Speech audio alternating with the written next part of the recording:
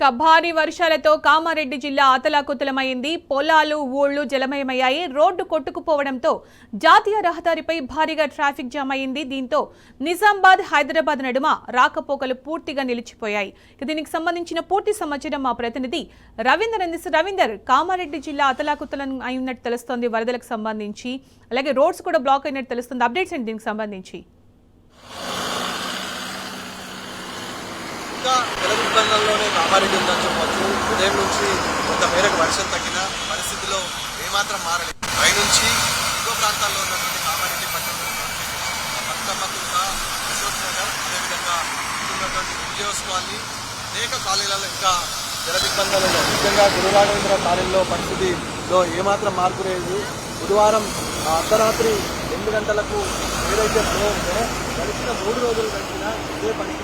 ముఖ్యంగా మనం national highway 44 వద్ద ఉన్న నేషనల్ హైవే ట్రాఫిక్ సెంట్రియల్ బైపాస్ పర్ణికా ప్యాలెస్ నుంచి కామారెడ్డి లోపలికి వెళ్ళే హైవే పైన ప్రధానంగా జాతీయ రహదారి ఇది నాగ్పూర్ హైవే నేషనల్ నెంబర్ 44. ఈ నేపథ్యంలో ఇది ట్రాఫిక్ స్తంభించింది.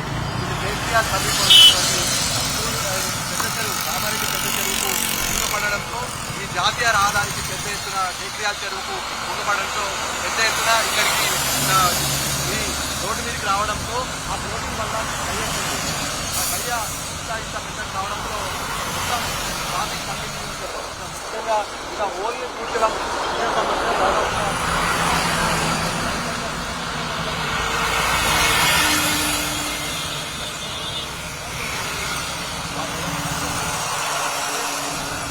చాలా ఉపయోగపడే అన్నిటి కన్యాకుమారి కలుపుతూ ఉన్నటువంటి నాగ్పూర్ హైవే పైన అధికార స్పష్టంగా కనబడుతుంది. 1 సైడ్ 1 వేలో మాత్రమే వెహికల్ అలౌ చేస్తున్నారు. 10 నిమిషాలకు ఒకసారి వెహికల్ గూడ్స్ వెహికల్ ఆపడం జరుగుతుంది. ఆర్టీసీ పూర్తిగా బంద్ పెట్టడం జరిగింది. నిన్న కొంతమేరకు ఆర్టీసీకి వెసులుబాటు కల్పించిన కానీ ప్రస్తుతం గూడ్స్ వెహికల్ ఎక్కడికక్కడ నిలిపివేయడం జరుగుతుంది. ఆర్టీసీ అత్యంత కీలకం. ప్రతి మనుషులకు సరుకులు చేరవేసే అంశం కాబట్టి ఉత్పన్నాలతో పాటు పాలు, పండ్లు, కూరగాయలు, నిత్యావసర వస్తువులు ఉంటాయి కాబట్టి విధేయమానంగా దాదాపుగా 3:30 గంటల రాత్రి మనం వెబ్సైట్ విజువల్లో చూస్తున్నాం. వెబ్సైట్ వన్ వే ఏదైతే హైదరాబాద్కి వెళ్ళే హైవే ఉందో అక్కడి నుంచి సుదూర ప్రాంతం దాదాపు 32 కిలోమీటర్ల మేరకు అదే వెబ్సైట్ ఆగిన సందర్భం మనం స్పష్టంగా చూస్తున్నాం. ముఖ్యంగా తెగిన రోడ్లు, తెగిన వంతెనలు, బ్రిడ్జులను మరమ్మతు చేయడానికి, సహాయక చర్యలు చేయడానికి కొంత వరుణుడు కరుణించిన ఇక్కడున్న అధికారులు కానీ ఇక్కడ ఉన్నటువంటి ప్రభుత్వ యంత్రాంగం కానీ కరుణించని పరిస్థితి ఏర్పడింది. దీంతో సామాన్య మానవులు దూర ప్రాంతాలకు వెళ్లాల్సిన పరిస్థితి ఏర్పడింది. ముఖ్యంగా అధికార యంత్రాంగం తక్షణమే స్పందించి జిల్లా కలెక్టర్ కానీ ఎస్పీ కానీ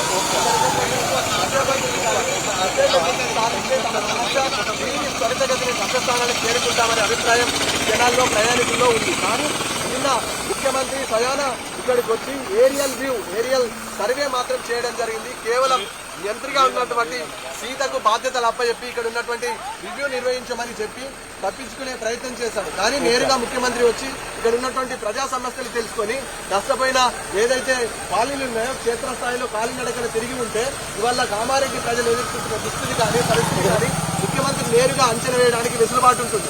అధికారులు కాగితాల మీద చూపెట్టే లెక్కలను సరిచేసుకొని జరిగిన నష్టం ఒకలా ఉంటే అధికారులు చెప్పిన లెక్క ఒకలా ఉందని క్షేత్రస్థాయిలో ఎవరైతే బాధితులు ఉన్నారో, ఇళ్లను కోల్పోయారో, అదేవిధంగా ఆవాసాలు కోల్పోయాయో, ఆపన్నస్తం కోసం వెయిట్ చేస్తున్నారో, ఎదురు చూస్తున్నారో, వారు తీవ్ర ఇబ్బందులు ఎదుర్కొంటున్నారు. తమను పట్టించుకోలేదు, కనీసం ముఖ్యమంత్రి ఇక్కడికి రాలేదు, ఇక్కడ ఉన్న సమస్యలను తెలుసుకోలేదని ఆవేదన వెళ్ళగక్కుతున్న పరిస్థితి ఉంది. ఇక వర్షం మొన్న బుధవారం రోజు అర్ధరాత్రి ఎలా కురిసిందో అలా లేకపోయినా కానీ ఇప్పుడు జల దిగ్బంధంలో కామారెడ్డి ఉంది. అనేక ముప్పు గ్రామాలు ఇంకా ఉన్నాయి. అనేక గ్రామాలు దాదాపుగా 36 గ్రామాలకు కామారెడ్డి కనెక్టివిటీ తగ్గింది.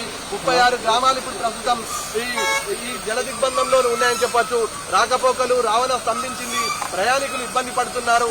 కానీ క్షేత్రస్థాయిలో ఫీల్డ్ లెవెల్లో అధికార యంత్రాంగం కేవలం పోలీసులకు మాత్రమే ఈ ట్రాఫిక్ కంట్రోల్ వ్యవస్థలు అప్పచెప్పి క్షేత్రస్థాయిలో ఫీల్డ్ లెవెల్స్లో చేయాల్సిన పనులు చేయకుండా తప్పించుకునే తిరగడం పట్ల జనం ఆగ్రహం వ్యక్తం చేస్తున్నారు. ఇన్సిడెంట్ జరిగి 3 రోజులు అవుతుంది. క్షేత్రస్థాయిలో జరుగుతున్న అంశాలపైన పర్యవేక్షించిన అధికారులు కనుమరుగయ్యారు. కనీసం పాలకులు కూడా ఈ అంశం పట్ల రివ్యూ నిర్వహించడం క్షేత్రంలో జరుగుతున్న పరిస్థితి అత్యంత దారుణంగా ఉంది. ఆవేదన వ్యక్తం చేస్తున్న సందర్భం మనం చూస్తున్నాము. ఒక అంబులెన్స్ కాబట్టి వాళ్ళు ఆగ్రహం వ్యక్తం చేస్తున్న నుంచి వస్తున్నారు? ఏంటి పరిస్థితి? ఎట్లా? నేను ఒక 5 అంబులెన్స్లు ట్రాఫిక్ ఉన్నాయి. 20 కిలోమీటర్ల ట్రాఫిక్ జామ్ అయింది. మరి చేస్తున్న సహాయక చర్యలు ఏమైనా చేస్తున్నారు? సహాయక చర్యలు అయితే చేస్తున్నారు. ఇబ్బందిగా ఉంది. దాదాపుగా 5 కిలోమీటర్ల మేరకు ఇదే పరిస్థితి ఉందని అంటున్నారు. దాదాపు 5 అంబులెన్సులు ఈ రోడ్లో చిక్కుకున్నాయి అంటున్నారు. ఒక అంబులెన్స్ మాత్రం బయటపడింది. వాళ్ళు ఇక్కడ నుంచి నిజామాబాద్ నుంచి రోడ్ రద్దు చేస్తే హైదరాబాద్ కు అత్యంత సమస్యలతో ప్రయాణించే అంబులెన్స్ లో వెళ్ళాల్సిన ఎవరైతే ఉన్నారో రోగులను వారు తరలించే పరిస్థితి మనం చూస్తున్నాం. ఎంత నెగ్లిజెన్స్ కనబడుతుందో ప్రభుత్వాన్ని. ఒక అంబులెన్స్ అత్యవసర అత్యవసరం కోసం వెళ్లే అంబులెన్స్ లో ఇవాళ యాక్సిడెంట్ అయింది. ఆ బైక్ ఎవరైతే ఉన్నారో ఆయనను ఢీకొట్టిన దృశ్యాన్ని మనం చూస్తున్నాం. ఈ నేపథ్యంలో ఎక్కడ చూసిన దృశ్యాలు హృదయ విదారకంగా ఉన్నాయి. ట్రాఫిక్ ఆగిపోతుంది, ట్రాఫిక్ అంతరాయం కలుగుతుంది. కానీ ఇక్కడ ఉన్నటువంటి అధికార యంత్రాంగం కానీ పాలకులు కానీ పట్టించుకున్న పాపాల లేదని ఈ జనం ఆగ్రహం వ్యక్తం చేస్తున్నారు. ముఖ్యంగా ప్రయాణికులకు వారి గమ్యస్థానాలు చేరాలంటే ఇబ్బందిగా ఉంది. ముఖ్యంగా ప్రయాణికులు తమ ప్రయాణాలు వాయిదా వేసుకుంటే బాగుంటుంది. మళ్ళీ వర్షం ఉందని చెప్తున్నారు, థర్డ్ బస్ మళ్ళీ ఉందని చెప్తున్నారు. విపరీతమైన ఫ్లోటింగ్ ఎగువ ప్రాంతం నుంచి వస్తున్నది. అటు మాంజీరా నుంచి కింద దిగువ ప్రాంతాల్లో ఉన్నటువంటి అదే పరిస్థితి ఉంది. అటు ఎస్ఆర్ఎస్పీ కూడా ఫ్లోటింగ్ ఉంది. 39 గేట్లు ఎత్తి దిగువకు నీటిని విడుదల చేశారు. ఇక నిజాం సాగర్ పరిస్థితి కూడా దాదాపుగా 2.5 లక్షల క్యూసెక్ల ఇంట్లో కొనసాగుతుంది. 16 టీఎంసీల సామర్థ్యంతో నిండుకుండగా కనిపిస్తుంది. ఈ నేపథ్యంలో పోచారం ప్రాజెక్టు కూడా మళ్ళీ అదే ఫ్లో కంటిన్యూషన్ జరుగుతుంది. పోచారం ప్రాజెక్టులో ఏ క్షణం ఏం జరుగుతుందనే అంశం పైన దిగువ ప్రాంతం ఉన్న ప్రజలు ఆవేదన వ్యక్తం చేస్తున్నారు. భయంగుప్పట్లో పోచారం గ్రామస్తున్నాయి. ఇప్పటికే దాదాపు 10 గ్రామాలను అక్కడి నుంచి లిఫ్ట్ చేయడం జరిగింది, తరలించడం జరిగింది. మిగతా పరిస్థితి ఇబ్బందికరంగా ఒకవేళ పోచారానికి గండి నిన్న కొంత మేరకు పూడ్చినా మళ్ళీ సీన్ అదే రిపీట్ అవుతుంది.